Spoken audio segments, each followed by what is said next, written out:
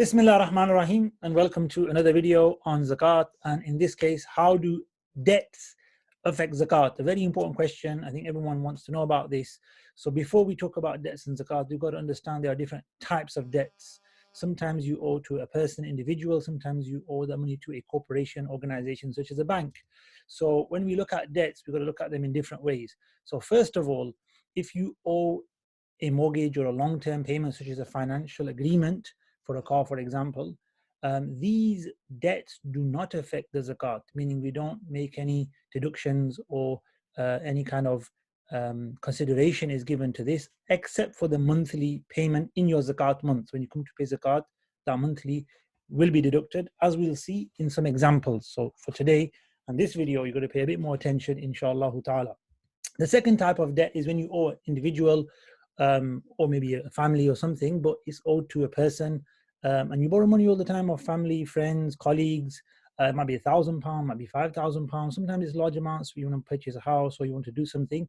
Those type of debts, when you do borrow them off an individual, a friend, a family member, will affect your zakat, right? So let's pay attention on how that will occur.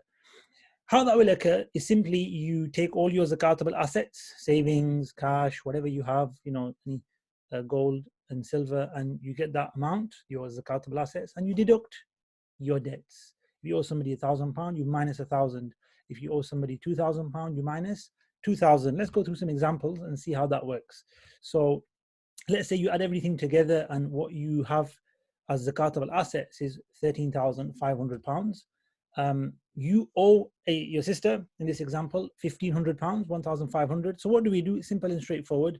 We take the total zakatable assets and we minus the debt, which gives us the final amount upon which zakat will be paid. And then we divide that by 40 to give us 2.5%.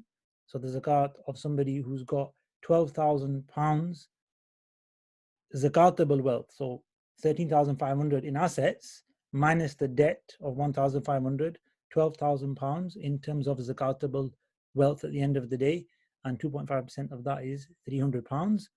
Let's go back to the beginning, and we've talked about the long-term debts. So you have a mortgage, for instance, and let's say you have zakatable assets of £14,700 in our example, and you owe somebody some money as well, £500 you may owe someone. It's good to not have debts, but we live in a debt world.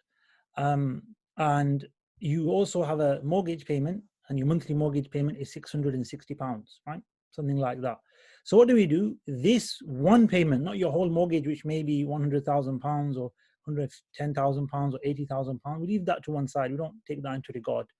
And we just take away the debts owed to your friend and the monthly mortgage payment. So that ends up with total zakatable amount of wealth as £13,540. And the same, we find out 2.5% by dividing by 40, which gives us £338.50. That will be the zakat for somebody who has that situation. Hope that's clear. Hope you've learned a bit more about debts and how they affect zakat. Thank you very much for joining me. Jazakumullah khairan.